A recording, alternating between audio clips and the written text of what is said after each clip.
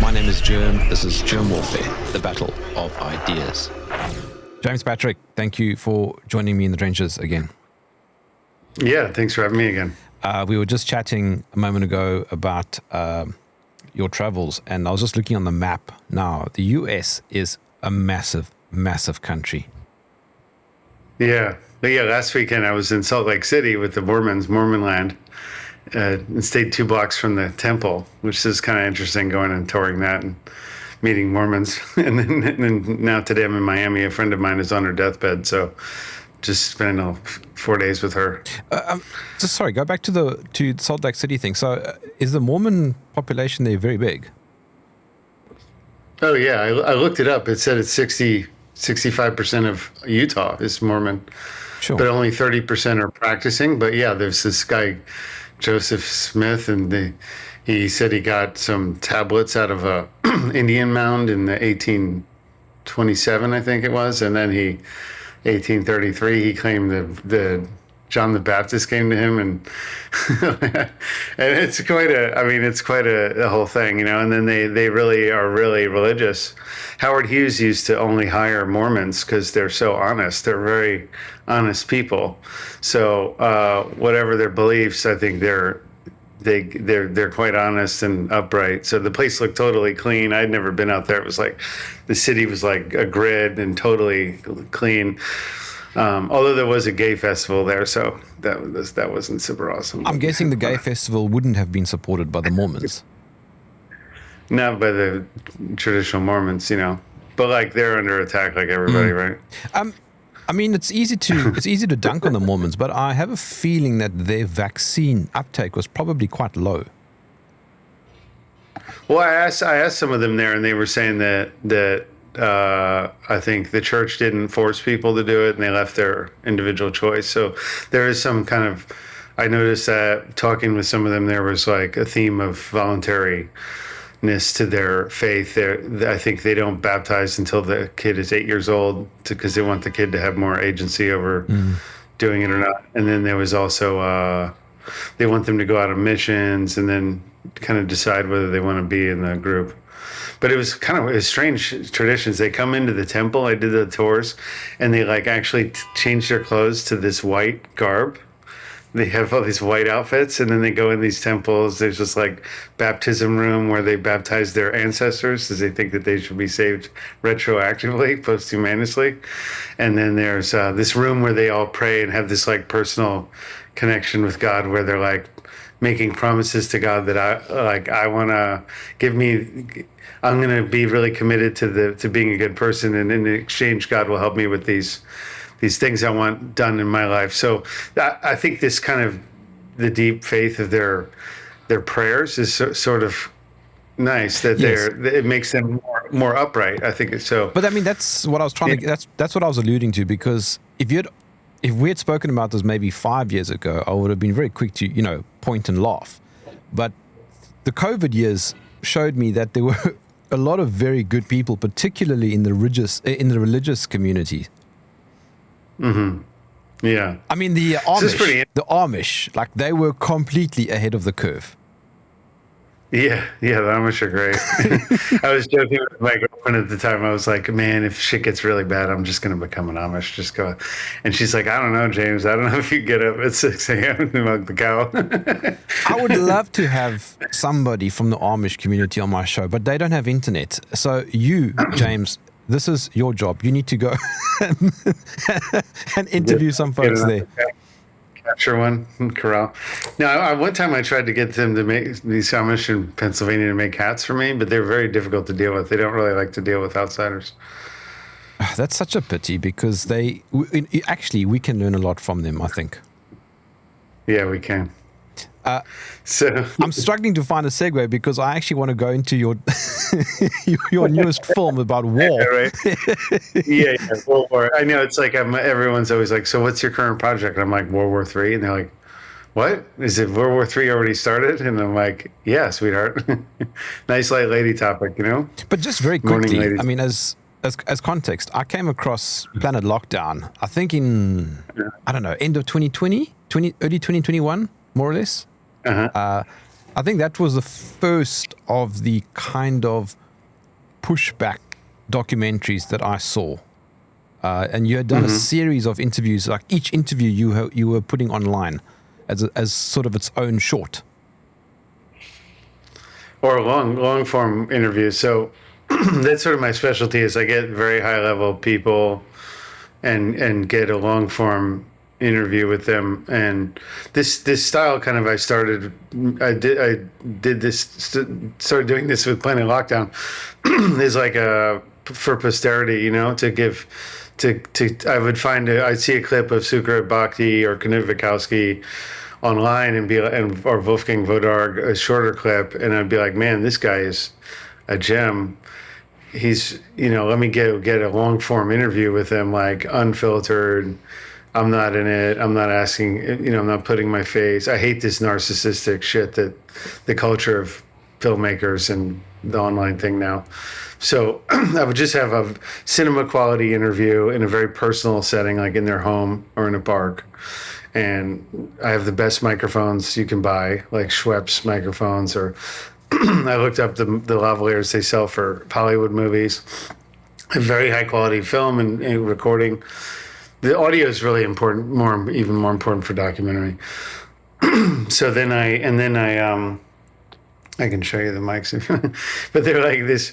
They're like, so then I just get this really intimate interview with the subject, and then let them talk. And so anyway, I'm doing that again now with World War III. So I got 3 retired German generals, like the top generals, saying that the Ukraine war is insane, that this is unwinnable. In case anyone doesn't know, it's like a fully retarded statement to say that Ukraine can win against Russia. Russia's 28 times larger than Ukraine and has all the industrial base to produce weapons, whereas Ukraine is dependent on aid to produce a lot of their military stuff. And then the only purpose is really just to kill off these Ukrainians. So, I mean, I've heard rumors BlackRock's bought a third of Ukraine up. So clearly, this is just a scam to kill people and steal their land. And anyone who supports Ukraine is not thinking clearly, because you have to look at military realities. I visited Ukraine also twice, and second time during Zelensky's election, and the guy's a total puppet of he was Kolomensky, put him in power, and he's this Israeli Jewish oligarch who ran the TV channel that ran his comedy show that he was on. So if anyone hasn't seen it, it's pretty funny. You can go to Netflix and watch Servant of the People. It's a pretty funny show. But Kolomensky basically has this owns this channel that Zelensky worked for many years, and then he owned this TV show called Servant of the People, where Zelensky at that time he wasn't doing as much cocaine, so he looked a little thinner and like a little baby face guy, and now he's kind of fattened up with his coke usage and alcohol. But he's kind of that's what that does, in case anyone doesn't know. But so he's basically, it was this really cute little baby face guy, and he's this high school teacher, and it was a joke because everyone knows like oligarchs run Ukraine and da da da. So he's like. But Kolomensky's funding the whole thing. It was a funny parody. So there's all these oligarchs, and there's these shots where they're like having lunch with caviar, and they're like, oh, so this babyface high school teacher basically is caught by a student in the hallway ranting, this is Zelensky, about the corruption of politics, and the student posted online and then posted for crowdfunding for him to run for president. And so the whole premise of the TV show is Zelensky wakes up one morning and he's actually elected president, and he didn't even know. His students just did that for him online. And so it's a parody about the corruption of Ukrainian politics, where he's just like happens to be president one day, and he's like, I'm going to fight corruption. And he's this really baby face, you know, really sincere anti-corruption candidate, which is nonsense. But anyway, so it's, and then he gets in, he's like, this is crazy. We should reform this. We should do that. And he's very sincere. But then all the oligarchs are like, "Oh, is this your guy? Oh, you're being coy. Oh, this is your guy, isn't it? And they're like teasing about it. So But so then Kolominsky actually created a party of the same name as the TV show. They ran the show for a few seasons, and then they, I think in the beginning of the third season, if my memory is correct, they actually created a party called Servant of the People, the same name as the TV show, and then ran the actor Zelensky as the actual president in real life. And so I was there, like, I watched the show before coming to Ukraine the second time. And I was there during the elections, and I would ask people, like, what do you think of this? This just seems weird, doesn't it? Like that this would be occurring. Like, it seems kind of scary. And that, and then the younger people under 30 and younger, they would kind of tell me, like, oh, well, he's so cute. He's so nice. Let's have him for president. I'll vote for him, And then everyone over 30 was like, oh my God, this is such a national disgrace to have a gay Jewish comedian as the president, like gay actor, like dressing up like. So it was really, I saw this difference in age groups and their public opinion on it.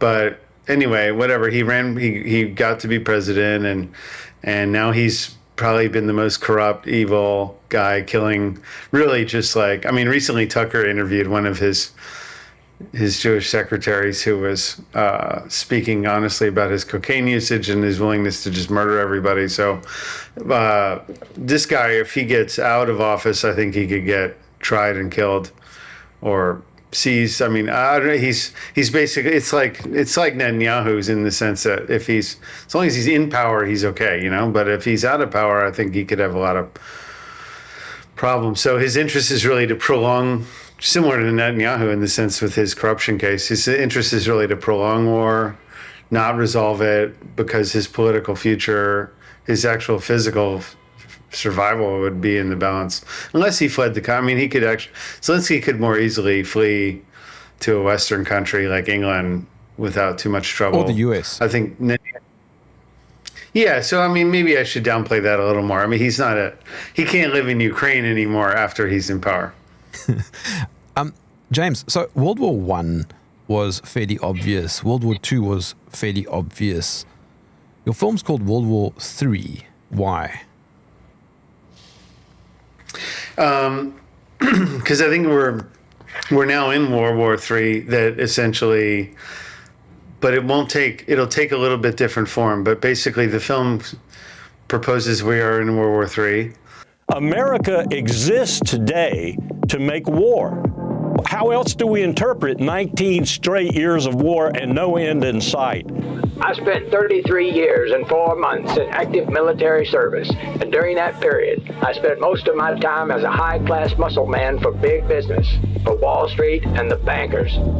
In short, I was a racketeer, a gangster for capitalism. It's part of what the American empire is. We're in a very, very bad situation, economically, and I think in profoundly human terms inside the United States.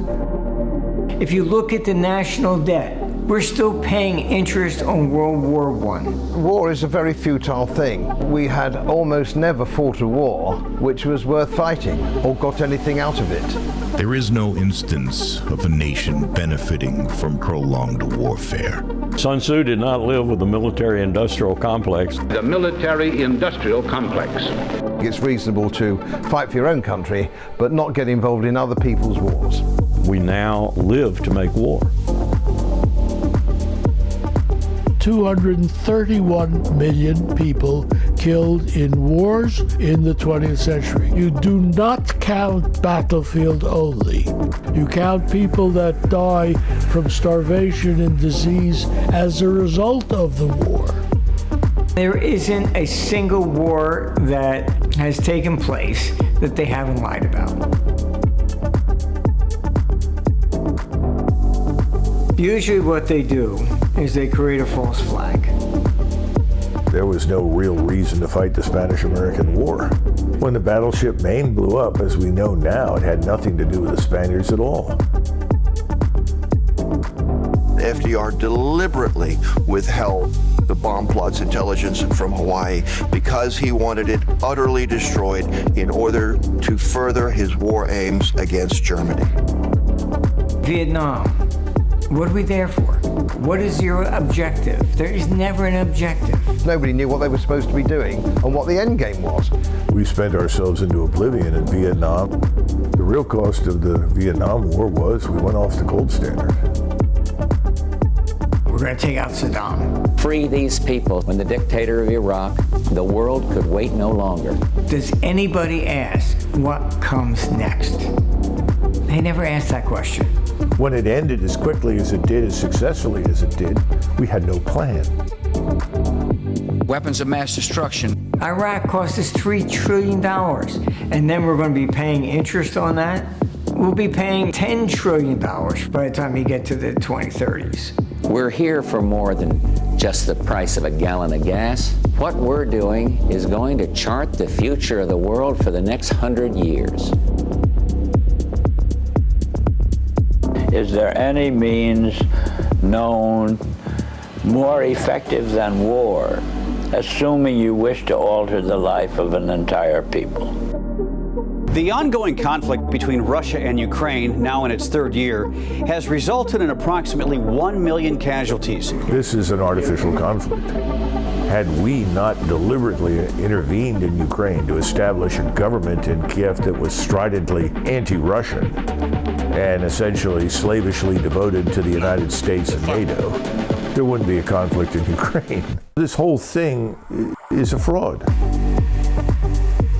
Moments ago, Israel launched Operation Rising Lion. The current aggressive posture of Israel is not sustainable over the long term. And I think that Netanyahu and his supporters know that. The messianic, crazy, extreme groups of Israelis that think that they can kick out the Palestinians and annex their territories. The elites think that they're immune or invulnerable to whatever happens, and they're wrong. People don't believe World War III can happen. This could annihilate us. We have enough nuclear megatonnage to set human life back to the Dark Ages.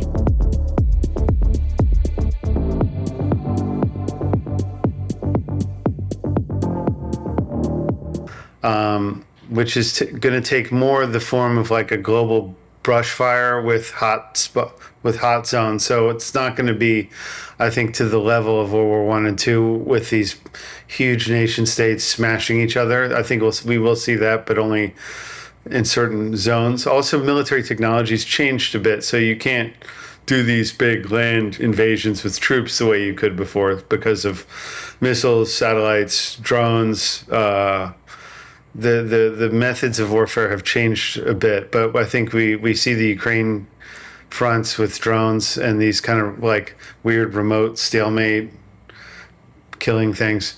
We see the Israeli aggression against 7 countries that sort of, I think, is an pits Israel's aggressive. So basically, the film proposes that the film outlines the origins of the Ukraine-Russian EU conflict, which I think will a front could open up on the Belarus-Polish border very possibly in the coming year, and then there's also the Israel versus everybody theater, which primarily Iran. Now they're going to talking about it screwing with Turkey, which is totally insane on their part, and then there's the U.S.-China. Maybe another year and a half, 2 years down the road, a potential U.S. confrontation with China, because we're now signed a defense agreement with Indonesia to restrict the Straits of Malacca. A lot of this closing of the Straits of Hormuz by Iran, provoked by a U.S.-Israeli attack, and now the U.S. blockade on it. On the surface, it just looks like a very stupid move of Trump's. You blockade a blockade. But think about it. Then the second level of the onion is really that U.S. is seeking to destroy the Gulf states to get rid of their energy production. And then U.S. oil would then be more commercially viable, sellable, priced better, relative. And squeeze China. So this squeezes 80% of Iranian oil goes to China. All this Gulf oil is going to Asia and to Europe. So this serves the globalist objectives to screw Europe, destroy Amalek, to raise energy prices, push people onto these electric solutions, cars, all this stuff that people don't really want. And then also bring Asia to its knees, restrict the energy supply of China, create an economic crisis in China, which China does not have any oil and requires a lot of oil and energy to thrive. So I think, and then the third layer of the onion would be more like, this is a plot to create a messianic kind of world war, Gog and Magog war, which really isn't rational at all. So I think most people can't really get their head around that one. I throw that out in the film to get people to understand that, but I think that's kind of the ultimate layer of the onion is to create a world war to restructure the world politically, geopolitically, with a Jewish head of the snake, as it were. Yeah, these ideas come from Judaism, but there's also, but non-Jewish oligarchs have used this idea of war to create political change that wouldn't otherwise be possible. So while I think there's heavy Jewish messianic overtones to this, the war of Gog and Magog, and I play a lot of clips of rabbis calling for these things in the film, but I'm struggling with this now, how to include, because the film will be out in a couple months. I'm still editing it. There was a really interesting congressional subcommittee in the 1950s during the McCarthyist anti-communist investigations, and there was the Reese committee investigated the tax-free foundations. They looked at Rockefeller Foundation, Carnegie Endowment of Peace, and they found that they were seeking to provoke war as a means of politically transforming U.S. to be more collectivist and less freedom-oriented. So this interview with Norman Dodd before he died by G. Edward Griffin, he outlines this thing, but it's like a 1984 shot like interview with this guy who's on his deathbed. So the interview is quite dry. Like, it's hard for me to put it in the movie and have it flow, because it's like they're like, what? They looked at the Carnegie Endowment of Peace, the books and minutes. They sent an investigator and said, we're Congress, we're here to audit your foundation, and the guy chose a lawyer woman and a staffer who was thought the foundations were great. She sent her to look at the founding minutes, the minutes on the beginning of the Carnegie Endowment of Peace. And they said the first year, they said, how do we transform society? And they ask a question at the beginning of every year and answer it at the end of every year. And they said, how do we fundamentally transform U.S. society and the cultural fabric to be more collectivistic? Answer at the end of the year, get us into a war. War is the best means. Beginning of the second year, how do we get America into a war? End of the second year, we got to get control of the State Department. Third year, how do we get control of the State Department? It was like this conspiratorial thing. Anyway, the lady sent to read the minutes lost her mind, because she's like, this is so diabolical and evil. And the congressman just stuck her in a bureaucracy because she totally kind of got unhinged reading that. So this really interesting kind of primary source information, because it's coming right from a congressional investigation. It's not some internet researcher, but it's I'm struggling with how to get that in there and have it flow in a way. I have to kind of set it up with some narration, just play a few little clips. In World War III, who are the main antagonists? Well, I guess it's sort of like, I mean, at the messianic level, it's the East versus West. It's U.S. and EU versus Russia, China, Iran, Turkey axis. It's the unipolar world versus the multipolar world. This is the false dichotomy that's being set up. In reality, no, people everywhere don't want war. The average person nowhere wants war, so we're all pushed into this stupid stuff, this futile, wasteful, destructive activity called war. But what narrative is being crafted is this U.S. and EU versus everybody else. So the global South, whatever you want to call it, Russia, China, Turkey, Iran, and but what I point out in the film is that this is set up to destroy the West, because the U.S. the American military systems are exorbitantly expensive and increasingly less effective against much cheaper solutions as warfare military technologies are changing today. So we see the increasing use of cheap drones, of hypersonic missiles developed by Russia and China, that these multi-billion-dollar aircraft and missile system, weapon systems that the U.S. produces this is going to destroy our economy. The U.S. hegemony in the world has basically been discredited over what's happened in Iran the last 6-9 months. U.S. has failed in conquering an unconquerable country, I should add, Iran, and we're being set up to be the globalists are setting up the multipolar world through the military humiliation of the United States. And then eventually I think it'll crescendo into, and Europe is basically an extension of US. It's going to get its ass whooped in the war it's going to provoke with Russia, or it continues to provoke with Russia. It'll get its ass handed to it. And then ultimately the crescendo will be the US aggression against China. And I interview top diplomats who are family friends, like this Chaz Friedman. He says the last 5 years when we ran war games against U.S. versus China, U.S. loses. We each lose massive amounts of our hardware, 2/3 of our Air Force, 2/3 of our Navy, U.S. and China both. But in the end, U.S. does not have the capability to replenish the planes, the ships, the missiles. But number one, because we lack the industrial base to do it, and to do it quickly, but also a lot of the chips, most of the chips. I interviewed this top CIA director equivalent and the former head of the DGSE in France, Alain Juillet, and he's like, "Let me tell you, the story of Taiwan is very silly, you know." And he's like, "Because all the chips from your missiles and planes and every high tech thing that America makes militarily has Taiwanese made chips in it.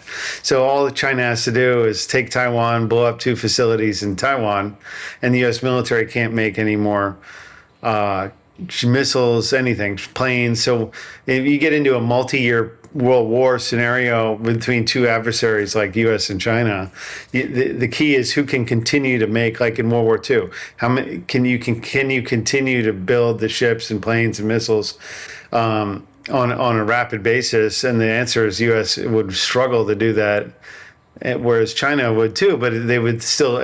China and Russia have the ability and the industrial base and the autarkic internal, the mines, the refineries, the factories to produce their weapon systems. Like, U.S. is not our economy is more like also just on an economic level. U.S.'s economy is way more. It's not as internally contained. Like, we have tons of rare earth minerals, but we have to send them to Kazakhstan or some other country or China to get refined to then use internally. We don't have the refineries. So this is really stupid to be taking on China, because we don't. Trump keeps saying we got the cards, we hold the cards. We don't hold the cards because we don't have. They actually have more economic leverage over us due to this. The way the industrial processes are organized. So we're actually in a weaker spot to threaten China in many ways. I mean, Trump visited Xi Jinping. Xi Jinping didn't visit Trump. Yeah, and they were joking. I mean, the guy didn't even have a diplomatic plan. He didn't even have an agenda. The fucker just showed up with like a dozen Jewish billionaires to do deals, and and they were just making fun of the guy. I mean, Xi Jinping didn't even go to the tarmac to greet him like you normally do. So I think it shows a real lack of professionalism diplomatically. It just looks like there's a plane full of grifters coming over to like grift off deals. I mean, so it's like U.S. is. I mean, I think Trump is doing a lot to embarrass the United States in terms of our seriousness as a power. You know, it just looks like kind of a free for all of grifters. Do you think Trump is just middle management? I mean, I think he's top management. I mean, he's the president, but he's... Yeah, but I mean, what does it actually mean? I mean, you know that adage, all wars are bankers' wars. Yeah. Yeah, no, I mean, I think he's just he's a functionary, like, executing things, you know? But anyway, it's quite depressing, the whole thing, to be honest. So what role, then, do the bankers play in World War III? What role do they play? I mean, well, that's kind of one of the points I'm making in the film. It's like, it's not just about making money, you know? After World War I, Bernard Baruch, well, so like if you look at World War I, World War II, a lot of the same functionaries, like top banker lieutenants, like Bernard Baruch, were advisors to Wilson, and then in World War I, and then later to FDR in World War II, and on the British side as well. And they were like Bernard Baruch. I remember reading a Senate investigation testimony, and he's like, we anticipated this war, and so we bought all these mines and all these industrial assets and like future inputs into the war effort, and then they just fucking made bank, you know? So it's like, there's one level of making money on war, and there's definitely that element in all this. But I do think ultimately the primary objective is to change the geopolitical standard and the structure of the world, to shift the balance of power in the world. And this is the talking points the globalists, for lack of a better word, keep using, the oligarchs behind this conflict. They keep saying, oh, we want a multipolar world. We want a multipolar world. We want to diminish the United States, diminish Europe. All the policies are to that end. All these green policies, all the migration policies, all the trade policies that we're implementing over the last 15 years are doing this now. And then you smack us with a world war, with the budgets are already blown out, and now you hit the West with a massive war budget, and the East. I mean, everyone's going to get screwed over this, but I think this will kind of be a death blow of the West in terms of pushing it down. I mean, Rockefeller back in the 70s, the former Treasury Secretary, or I'm forgetting the functionary's name, but the Treasury Secretary in the 70s, he said, look, and I saw a clip from Soros too in the early 2000s. He says, the United States will have to take a lower position in the world. Its standard of living is going to drop, and the other parts of the world are going to rise up, and it'll be a more balanced geopolitical like theater. So I don't think U.S. is going to go into a complete basket case, but I think it's gonna like we're gonna see higher prices. It's gonna be more like Latin America. You're gonna see like very rich and very poor, a little more of a crazy demographic situation, and maybe more guarded houses like you're used to having in South Africa. Yeah, it'll be more like South Africa. Yeah. All right, so I can give you lessons. But for a lot of gringos that haven't seen that, that's like really, oh my God, it's apocalypse, but shit still functions, you know. The U.S.-Israeli relationship it's an enigma. I think in your film, someone makes the comment that it's the flea driving the dog. How did this happen? I mean, I think, to be honest, to go further back, the Masons and Jewish money and mines like helped create the United States. And the Christians. Yeah. But really, if you go back, I mean, this Masonic view was very influential. And from my reading of those things, it was a very Jewish organization, the symbolism of rebuilding Solomon's temple and all this. So this utopic sort of Baconian idealism. If you look in the history of Western esotericism, a lot of it comes from Kabbalah and from Jewish mystical thought.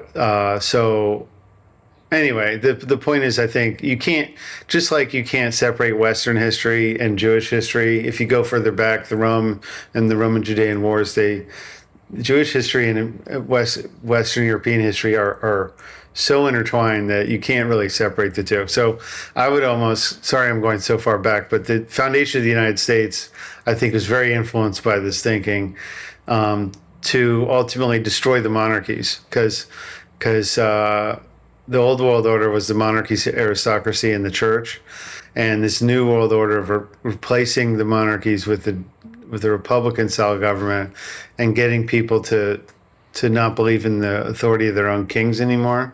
American Revolution and then later French Revolution were pivotal in destroying the public opinion against the monarchies. So learning all this, I now am more pro monarchy, but yeah, I think it's a better system of government, to be honest. But have you read that book by I've now gone blank. It's called Democracy: The God That Failed. Yeah, Hans Hoppe. Yeah, there we go. I've been to his conferences. Yeah.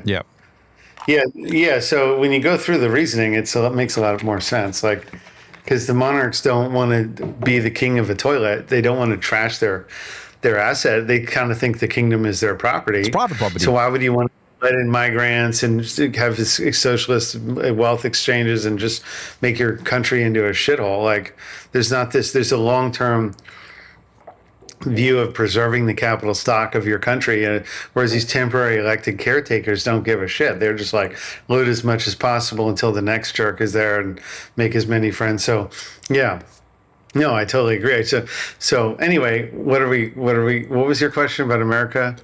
I was asking about the flea driving the dog. Yeah, so I think that the flea's always kind of been driving the dog, I guess is my point. Because this goes back to the inception of the U.S., but now it's really, I think now we're kind of entering the Messianic era from their kooky beliefs. So it's, the gloves are off now, and like the brutality of this view of the world is kind of laid more bare. But yeah, it's concerning because a lot of these rabbis are saying, look, if you guys turn anti-Semitic, you could turn on us. We're going to just trash your country really badly, So it's like we're being set up. I mean, like Germany was kind of set up like that too. It's like, if you guys turn on us, we're going to fucking trash your country. And it was plunged into a horrible war that killed 20 million Germans. So, I mean, it's just, and countless Russians. I mean, probably 40 million Russians. So it's like, I don't know. Is U.S. being set up to get slaughtered here? I hope not. I hope we don't go through the tragedies of the Second World War. But being from D.C., I can tell you that the Israeli grip on the United States is very firm. You're really not allowed to talk against it. And 6 weeks ago, I interviewed Thomas Massey in D.C., and very good interview, most critical guy of Israel. He just lost his primary election. But then like a week, I released the film 2 days after his primary election. And then 2 days after that, I found out that this guy, Jeff Yass, this Jewish billionaire from Pennsylvania that funds Israeli settlements, actually funds Massey and funded his primary campaign. So make sense of that, if you will. I mean, are they playing both sides or what, getting a grip on this guy? But anyway, he's out there yesterday giving talks in the Congress talking about USS Liberty and how we're controlled by Israel, but the guy's funded by them. So, and Yass also funds Rand Paul, who sucks up to Israel a lot. So I don't know. It's like these guys, they got their fingers in everywhere, and it's like you don't really know. But what's sad, though... I just assume it's like a way to control things, Yeah, but what's sad, James, is that there are real conflicts. Yeah, well, they really kill us, yeah. I mean, what's going on with Iran is real. Mm-hmm. Yeah, but I mean, Gaza, it's like... what's happening in Gaza is also very real.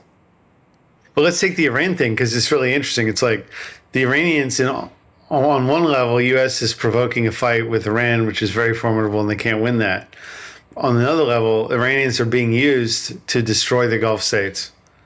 So it's like it's like layers of the geopolitical onion, and there's real countries and with real people under them being used to do these things. So it's like tragedy on tragedy, you know, but it's on a higher level. They're like pieces of a chessboard. So I mean, a lot of it is theater with actors on the stage, and then the directors are backstage, and you can't see them. Yeah, and they're not. A lot of them aren't just actors. They're real, like you're saying. They're real people. Like you could have like Thomas Massey, for example. I think I'd like to think he's a real guy. He really believes what he's saying. But at another level, he's funded by people that take a different position than him for some purpose, maybe to manage the situation fully, to have a grip on it. Iran is really fighting for its sovereignty now. You know, it's kind of a crazy mullah government, but it's like, you know, the average Iranian, I don't think really likes that so much, likes this crazy mullah government, but they like them more than they like the Israelis and Americans carpet bombing and murdering people. We've destroyed over 120,000 properties, people's fucking apartments and houses, and I think over 30,000 commercial properties. So yeah, like I can't see Iranian when Israel and U.S. come in and do that and blow up 20 schools. You know, of course, they're going to back their government to fight these fuckers coming and doing that, things like that. And these horrible double tap bombings. I don't know if you've heard of that. They will bomb this is one of these war crime behaviors. It's like we bombed the Minab school and killed 150 girls or whatever or more. Then we waited 30 minutes and then bombed the site again to kill the paramedics. It's like, what is this behavior? You know, this is like, well, what is this? And then, you know, a month later, we bombed this bridge. Trump tweets out, yeah, we got this bridge. What are you fucking bombing, like civilian infrastructure? And then we double tapped it, bombed the bridge again when paramedics show up. This is like atrocious behavior, and our president's out there tweeting about how awesome it is. That's sick. It's sick behavior. It's like, it's Old Testament behavior, you know, you kill the women and children, even the little donkeys and the cats. I mean, so I don't know. This is not befitting of a civilized country behaving like that. You should only fight military, hit military targets, and hit actual legitimate military targets is the only way war should be conducted, if it's ever conducted. You know? Well, in your film, one of the core arguments is that America's primary reason for existence now is to make war. How do you push back? Yeah, I mean, U.S. is we're being set up to be the big military. We were set up to be the big military guerrilla in the world, to bang things up and prepare the world now for where we're entering in now. And then how do you push back? Let me think about that. I mean, I don't know. I don't know how you could not pay into this thing as a citizen. But I mean, you push back I think basically people got to run for office. I mean, I think we need better people going into government. As much as I don't like the system we have now, like we got really, really, really slimy people, and we need good people to go into government. I think that's the main solution, and pull this situation back into a stable order. But I mean, every U.S. president, basically since JFK, has been a Zionist. Yeah. So it's very. What I'm saying is that it looks quite bleak. Yeah, no, it's even bleaker when you're in Washington. I mean, we had the two congressmen that talk shit about these things was Marjorie Taylor Greene and Massey, and they threatened to kill Marjorie Taylor Greene's family. And she called up Trump and said, "Look, man, I'm getting these death threats. They're threatening to kill my sons." And she said in an interview, he told her, "Oh, Marjorie, if they get killed, it's your fault." And hung up on her. It's like clearly he's like involved if he's making a statement like that. So that's not very good. And then Massey's funded by the Israeli guy, or Israeli sympathetic guy. So that doesn't sound good. I mean, when I was just in Mormon land a couple of days ago, somebody told me, "Oh, you know, we had a Mormon senator or something back in the day," and he was saying. There was 5 congressmen out of 438, I think it is. He's like, this guy, and he didn't include Marjorie Taylor Greene in that. But he said there's only 5 honest congressmen. So the federal political environment is very bad. But again, even more reason why we need people to do it. So I once told my parents when I was in high school, like, oh, I'd like to go into politics and be a congressman. They said, James, like, honest people don't do that. That's only trashy people do that. Don't do that. So in your film, you quote Sun Tzu saying that no nation benefits from war. And then I think there's a number. Prolonged war. Prolonged war, yeah. And I think there's a number, something like 230 million people have died. Yeah, to give people context of like what is the real cost of war, like how, like it's not an idle matter. I mean, I'm making that point because it's. I think I found this guy Milton Lettenberg, whose family was Jewish from Poland. I think they came to U.S. after the war, but he wrote the best military paper on what are the actual fatality tolls of war in the 20th century, and found it was like 130 million people died as combatants, as like soldiers, but it's really another 100 million civilians. So there's 131 million dead at the hands of government in the 20th century. So that I'm making the point, it's to say this is not an idle matter. It's not like, oh yeah, like a lot of American conservatives are so propagandized by Fox News that, let's bomb this country, let's go in there. And you're just like, because we haven't even tasted war in our country. We haven't felt it. You haven't had to, like Colonel Lawrence Wilkerson says, you haven't had a grenade fall through your window and the blood's go in the streets. So Americans are like, I think it's disgusting how they just like idly talk about bombing some country. You do hear that a lot from older Republican types.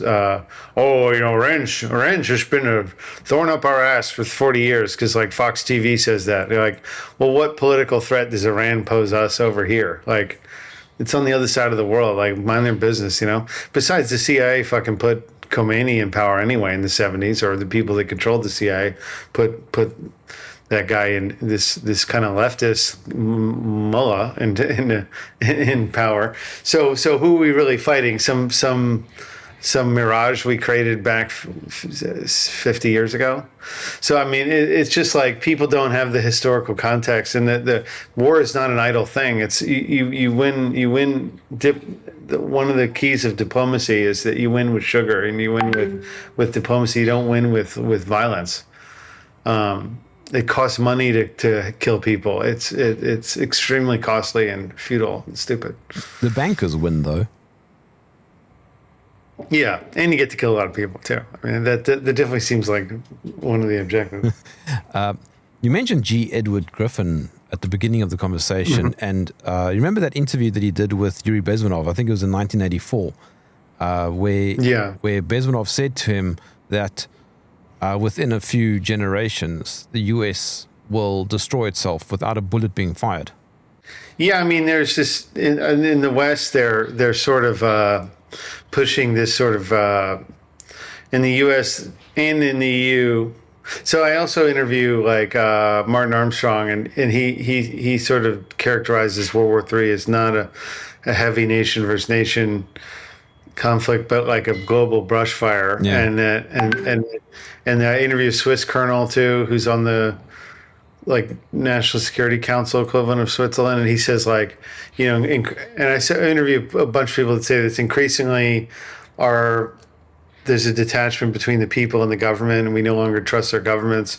They're openly acting against our interests. So this is creating sort of a civil war type environment, a destabilization of society, of the security situation. And that's sort of what Bezmenov is outlining, to basically create a situation where we have an internal vacuum or power struggle or a violence, a civil war type scenario.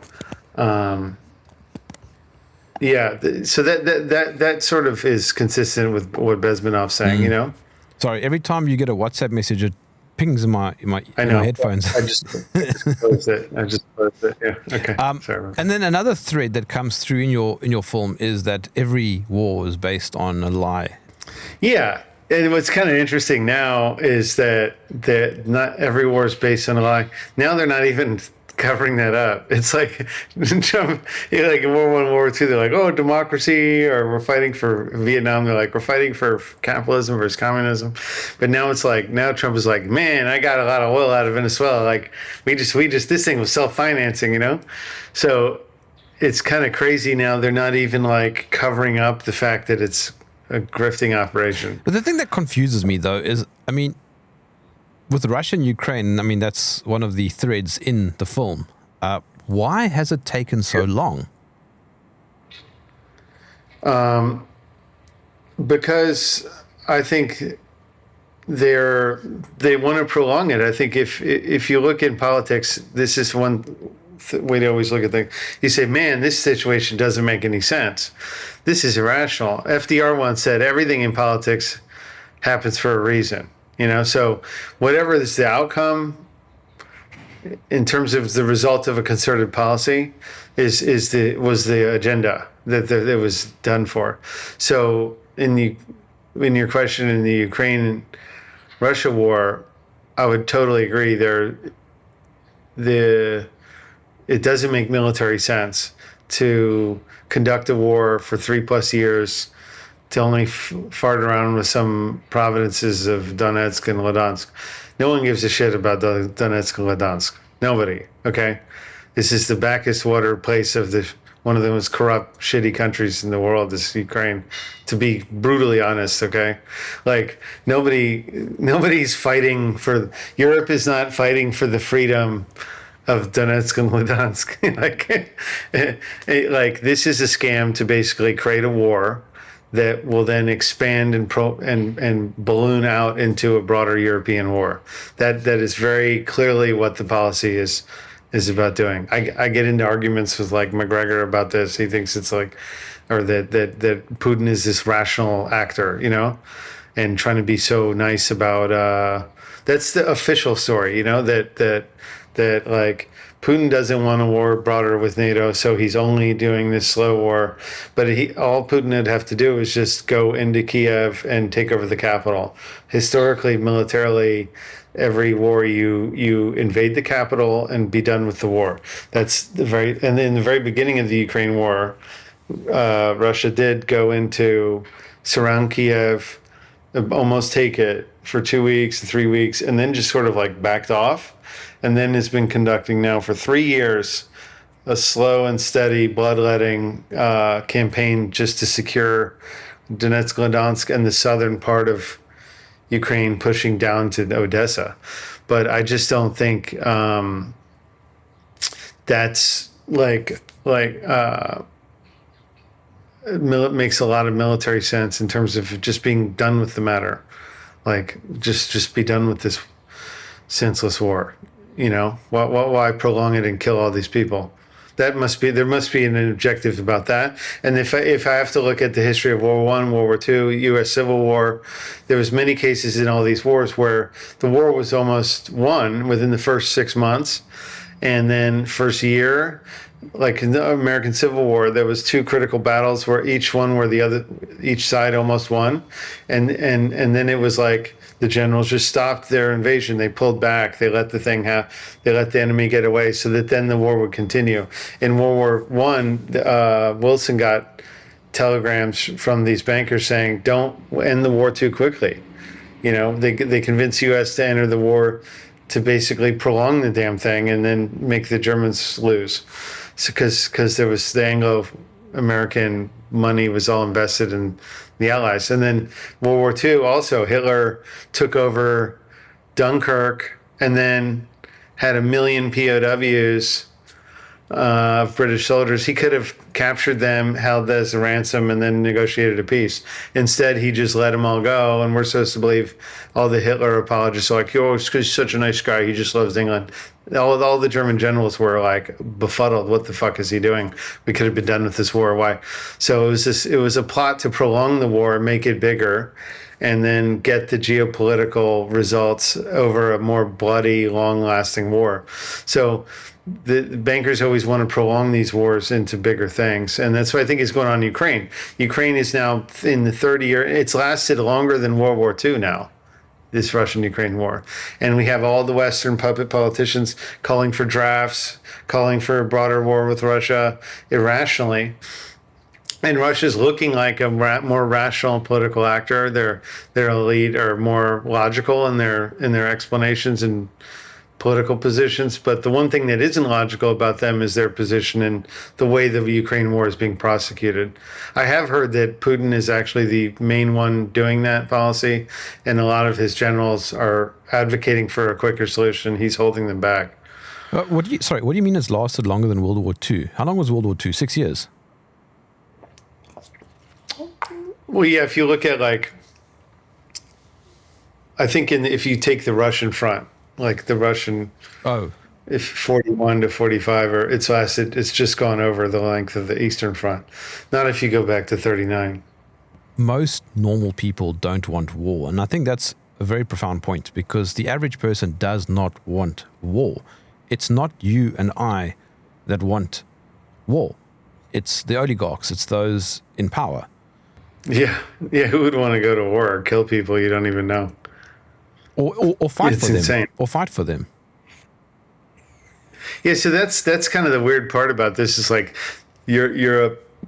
interviewed David Betts in London at King's College on the migration issue, and he's like, how are you supposed to get people to fight a war if you're bringing in all these migrants and demographically undermining your country, and the government is openly favoring them above the indigenous people, and then you're asking them to take up arms to fight for the country now patriotically?